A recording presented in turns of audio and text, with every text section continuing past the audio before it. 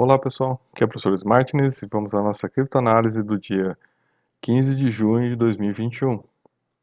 Vamos ver o que aconteceu hoje nesse dia de alta no preço do mercado das criptografias. O primeiro gráfico que eu trago aqui para vocês hoje é o Glassnode com coisas bem interessantes que aconteceram, né pessoal? Então a gente percebe aqui, olha só, ah, tinha o FUD da semana passada, né? Tinha feito um impacto aqui de aumento, né, de compras. A gente percebeu isso, né? E depois mais o FUD do Elon Musk também. E houve então, né, uma entrada aí de compradores novos aí, né? Ou de carteiras com poucos valores, mas isso se reduziu, né? Assim como está bem estável aqui as carteiras de maior volume. Agora, novos endereços, né, pessoal? A gente está percebendo aqui, olha só, um aumento de 35%. Então veja como a influência aí do Elon Musk, né, provoca uma modificação desse tamanho no mercado, né, 35% novos endereços aqui, né, e os endereços também, né, ativos aumentaram em 18%, né. Então vejo que aqui é pessoas que se afastaram do mercado e agora, depois do que o Elon Musk falou, retornaram ao mercado. Então isso aqui realmente é um indício de fragilidade, né. Então vejo que esse é um tipo de investimento que depende muito da opinião das pessoas e com um tweet as pessoas podem mudar de opinião e adentrar ou sair desse mercado. E aqui a gente percebe, né, pessoal, olha os dados aqui hoje, né? Nós tivemos um fluxo de entrada de recursos de BTC, olha só, né? Fluxo de entrada de BTCs nas corretoras, um fluxo de saída de BTCs, né, das corretoras, né? Claro que foi maior que o de entrada, porque, né, isso justifica o aumento no preço. Nós tivemos também um fluxo de retirada de dinheiro das corretoras, né? Então vejo que muita gente vendeu e caiu fora, né? E pegou a grana e caiu fora, né? Muita gente comprou BTC e caiu fora. Então vejo que é um movimento bem interessante que aconteceu aqui hoje, né? De pessoas entrando para comprar, pessoas vendendo, pessoas tirando dinheiro. Então vejo que o mercado, né, por mais que se fale que ele adentrou num processo de alta, a gente tem aí dados que a gente precisa ver o que vão acontecer nos próximos dias, né? Quando passar, né, o último FUD do Elon Musk, o que que vai acontecer, né? Dando sequência, né, pessoal, a gente percebe aqui pelos gráficos de volume, olha que interessante, né? O volume de negociação, né? Desde que o Elon Musk aqui falou, né? Aqui, ó. Aqui foi quando, né, saiu lá o FUD do bem lá de El Salvador, né? Subiu e aí começou a declinar de novo, né? Acabou o efeito dele, começou a declinar. Aí vem o Elon Musk aqui de novo, né? Solta o FUD aí e olha só, começa a subir e agora começa a ter um declínio novamente aqui, hein? Vamos observar isso, né? Ah, o Ethereum subiu, né? Já acompanhou aquele outro, mas dessa vez ele não acompanhou, né? Ele manteve ali o seu nível de negociação, seja porque as pessoas tiraram recursos daqui e colocaram né, no Bitcoin, seja porque as pessoas né, não tiveram interesse em negociar Ethereum. Né, o BNB aqui bem baixo, né, e a ADA também bem baixo, né, então a gente percebe que o movimento realmente foi influenciado, né, pelas palavras do Elon Musk. E aí, né, olha só, né, Bitcoin supera os 40 mil após as pazes com Elon Musk e a adoção para El Salvador. Então veja, esses realmente foram os dois FUDs do bem que aconteceram aí, as duas manipulações, né, que aconteceram que provocaram aumento. Tanto a questão de El Salvador como a questão do Elon Musk são manipulações de mercado. Né, são manipulações, são jogos combinados, né, são coisas que estão acontecendo aí que não agregam nada ao mercado, né. O Elon Musk diz que o dia que voltar a minerar, né, e a mineração for 50% ecológica, eu vou permitir Bitcoin de novo na Tesla. Gente, né, ele não se comprometeu a nada, né? E tem analistas dizendo que isso vai demorar muito para acontecer. E por outro lado, você tem El Salvador que, gente, nós vamos ver mais dados, né? Eu já trouxe aqui vários e vários e vários dados. Hoje eu vou trazer mais dados de realidade, né? Coisas que por vezes perpassam e as pessoas não percebem, né? As pessoas ficam cegas, né, pelaquela fantasia e difícil entender o que realmente está por trás daquilo. Nós vamos ver isso aí daqui a pouco. E aí, né, mais uma reportagem aqui sobre Elon Musk, né? E aí ele fica, né, a gente percebe que é a manipulação dele, né? Ele manipulou, né? Então veja, a última manipulação dele provocou a queda, né? Então quando ele pôs aqueles memes, né, de coração partido, ele provocou a queda do Bitcoin. Aí eu pergunto, será que ele não aproveitou para comprar nessa queda? E aí agora ele vem e diz, né, que a Tesla vai voltar a aceitar bitcoins quando, né, for ecológico. Ele provocou a alta, né? Até que ponto ele não está jogando com o mercado para ter vantagens próprias com isso? Até que ponto ele não está ele mesmo ganhando com isso ou pessoas, né, que tenham acesso à forma como ele atua? Então, pessoal, essa é uma parte realmente assim muito ruim no mercado da criptografia, né? Um mercado totalmente aberto à manipulação, e isso realmente quebra aquela ideia até jurídica de um princípio da eticidade, né, que é um princípio basilar do direito civil, onde as relações têm que ser balizadas por princípios de ética. E quando a gente percebe esses movimentos, né, esse flip-flop aí dele, ele tanto provocou a queda como provocou a alta na sequência, né? E até que ponto, né, quando ele faz isso, ele não se aproveita do momento da queda para comprar. E na hora que sobe ele vende, né? Que é o tal do pump and dump. Então, pessoal, é muito lamentável isso e, assim, eu recomendo muita atenção para você. Se você chegou até aqui nesse vídeo e conseguiu, né, entender essa informação, isso pode ser crucial para a sua vida de investimentos nessas criptomoedas, né? Estou falando só do Bitcoin, estou falando em todas. Claro que a manipulação do Bitcoin está mais descancarada porque ela é a principal criptomoeda hoje. Ainda, né, pessoal, e aí se a gente olha agora, né, olha aí, se a gente olha para os dados, né, dos fundos de investimento, ainda estão com saída, né, ainda estão negativos, né, não estão com a saída que estavam antes dos FUDs, né, mas ainda a saída está negativa, né, está saindo dinheiro dos fundos de Bitcoin e está saindo dinheiro dos fundos de Ethereum.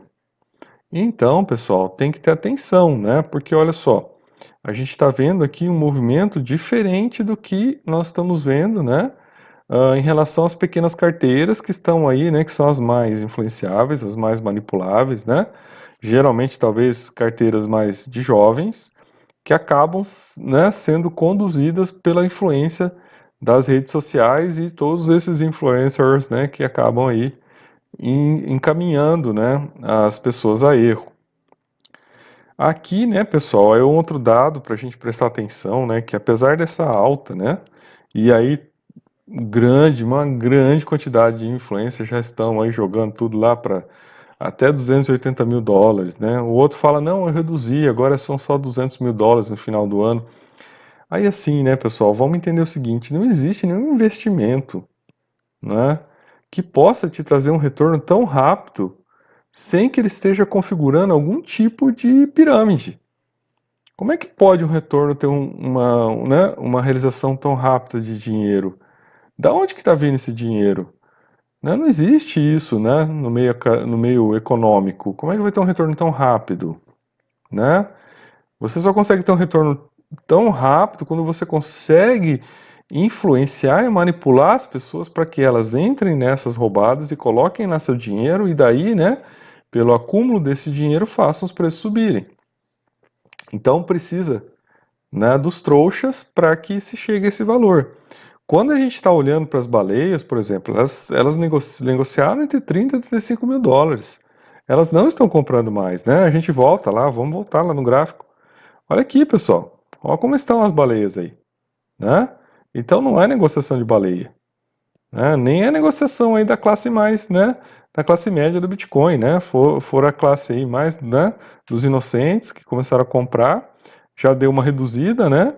E aí o pessoal novo que está entrando aí, ó. Pessoal novo que está abrindo carteira aí, está ativando endereço. Então realmente, pessoal, é delicado lidar com isso, né? E é um pouco até frustrante quando você olha e você percebe que a massa crítica das pessoas, né, a inteligência das pessoas sobre o mercado financeiro, sobre direito econômico, sobre, né, investimentos é muito baixa. E a capacidade hoje que as redes têm, né, as mídias, de induzir as pessoas a, a adotarem posturas, né, de investimento de risco é muito grande, né, propondo resultados muito rápidos. Então, realmente é muito perigoso isso, né, pessoal? E assim, por outro lado é muito triste, né, porque demonstra que o mercado não tem uma sustentabilidade. Aqui, por exemplo, a gente tem uma notícia, né, de que tem, né, uma grande baleia aí movimentando recursos, né, movimentando recursos, alocando recursos numa grande corretora de Hong Kong, né. Então, não se sabe qual é a ação que vai ter essa baleia, né? O que que ela vai provocar no mercado nos próximos momentos, né? E aí, né, pessoal, voltando a El Salvador, né? Então, de pouco em pouco, né, pessoal, a gente vai encontrando mais matérias confirmando aquilo que a gente já estava dizendo desde o momento que aconteceu esse flood do bem, né? Desde o primeiro momento a gente está alertando. Eu fiquei assim, né, pessoal?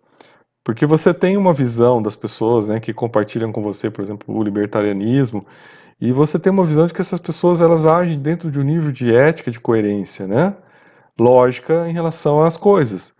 Então, né, a partir do momento que as pessoas começam a apoiar um Estado que vai adotar, né, um Bitcoin, a coisa quebrou totalmente a lógica e você percebe que, na verdade, essas pessoas não são libertárias, né? São, na verdade, liberaloides, né? Não são, já falei bastante sobre isso aqui. E você fica um pouco decepcionado, porque você, né, entendia, porque você via a pessoa falando, né, não, tem uma perspectiva libertária, né, mas aquilo se restringe, né, a perspectiva libertária da pessoa se restringe a dizer que imposto é roubo. E não passa disso, não é? Não há uma coerência lógica, né? A única visão que ela não quer é que o Estado cobre imposto dela, né? Porque na verdade o Estado tá bom ali para ela, né? Desde que ele não cobre imposto e ela ganhe dinheiro, é isso, acabou. E libertarianismo, né, vai muito além disso, né? Essa mera visão, né, é muito tacanha e eu uso inadequado até do termo, né, para refletir uma postura de vida libertária que você tem a partir do momento que você olha o Bitcoin a partir dos olhos dos cyberpunks, né? De você falar, olha, peraí, a gente tem que ter algo aqui que a gente vai conseguir manter o Estado longe, né? Que a gente não vai permitir a influência do Estado, para que, né, as pessoas permaneçam livres. Agora, a partir do momento que você permite que um Estado autoritário, né, o segundo local mais violento do mundo, gente, comandado por milícias, tráfico de drogas, né, lavagem de dinheiro, seja adorado, né, seja considerado o bezerro de ouro, né, dos bitcoiners. Então, realmente, isso é assustador, né, pessoal? Isso realmente você percebe que não existe nenhuma coerência lógica nesse momento e que as coisas são reveladas, né? Eu já falei isso no vídeo, né? As coisas são reveladas e a gente acaba entendendo que, né, a maior parte dessas pessoas elas não são libertárias, né? Elas usam o libertarianismo como uma bandeira, né, para promover seus interesses pessoais, mas em nenhum momento aquilo é uma ideologia de melhoria das condições de vida das pessoas no mundo.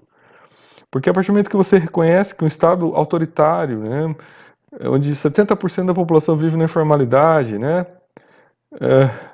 Tráfico de drogas, de armas, milícias, né? Um golpe de Estado que aconteceu, essa matéria fala sobre isso, né? Um dos países com mais mortes, né, homicídios. E aí você vê lá influencers colocando imagens dizendo, olha, daqui uns anos vai aparecer, né, uma cidade espacial. Não vai acontecer nada disso, né? Então é uma coisa assim grave, muito pesada, né? E E aí, uma reportagem que saiu aqui, né? Olha lá, projeto autoritário e centralizador, né? Ó, aqui, ó, houve um golpe de Estado em 1º de maio, gente. Agora, né? Liderado pelo presidente de El Salvador e apoiado pela Assembleia Legislativa, que é a maior parte dele. Afastaram magistrados, procurador, né? Expulsaram, né? Uma comissão internacional contra a impunidade que estava lá, investigava 12 casos de corrupção no governo, expulsaram do país.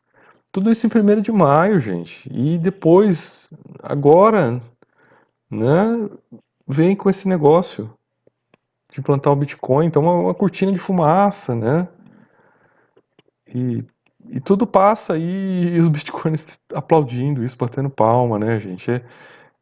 Olha, lamentável, né? Isso aí pro libertarianismo é lamentável, né? Porque acaba associando, né,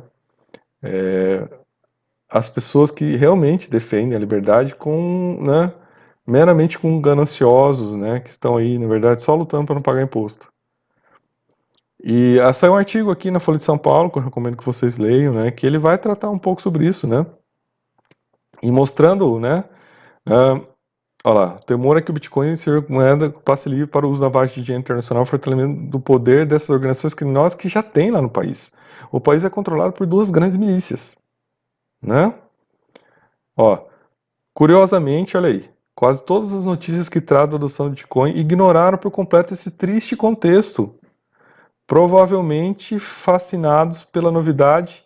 Olha aí, gente, eu coloquei aqui, né, o título num vídeo dos dias anteriores aí sobre a distopia do Bitcoin, e olha aqui, ó, distópica, ele ainda coloca aqui, ó, distópica. Se antes organizações criminosas se preocupavam apenas com a derrocada da democracia e com a escala de violência para isso, agora as preocupações abrangem também, né? Desculpa, se antes organizações internacionais, não criminosas, abrange também o setor financeiro. Então, claro, não é só um problema de FMI aqui, né, gente? Entusiasmados aí, querendo, né? Então, pessoal, é muito triste isso, né? E aí a matéria continua aqui, né? No mundo de hoje tudo é possível, mas o gosto amargo depois da euforia inicial começou a tomar conta mesmo daqueles, né, que estavam... Então, assim, os dados de realidade que eu tenho batido desde o primeiro dia que essa notícia saiu, gente. Desde quando esse FUD do bem, que na verdade é o MIG, né, Manipulation Incentive of Greed, né, manipulação incentiva a ganância. Desde que isso saiu, eu tenho apontado, tenho mostrado aqui que isso é uma furada, né? Então, ó, num país que teve golpe de Estado, né? Destituíram o judiciário. 1º de maio, gente. Né? Os países mais violentos do mundo. Imerso em, né, problemas graves. Né? Um presidente autoritário. Então, gente, sinceramente, né, é isso que a gente acaba vendo. Então, é realmente um processo distópico, né? Eu acabo vendo, ontem a gente falou sobre um artigo, né, um entusiasta lá, um maximalista bitcoiner, né? Dizendo que é o cavalo de Troia para a liberdade, e lá, olha isso, gente, que liberdade, vai ter um órgão central que vai controlar, né, as conversões de dinheiro lá no país, que liberdade é essa? Aí a gente chega, né, gente, no outro ponto também criticável, que continua a dizer, continua a acontecer, que é a tentativa de, né, de metacapitalistas de acumularem o máximo que eles puderem de Bitcoin, eles estão fazendo isso, né, por quê? Porque eles querem ter o poder, né, de controlar as finanças internacionais. Né? Se o dólar hoje, né, concede aos Estados Unidos um poder de controlar as finanças internacionais, essas pessoas querem ter para elas esse poder. Né?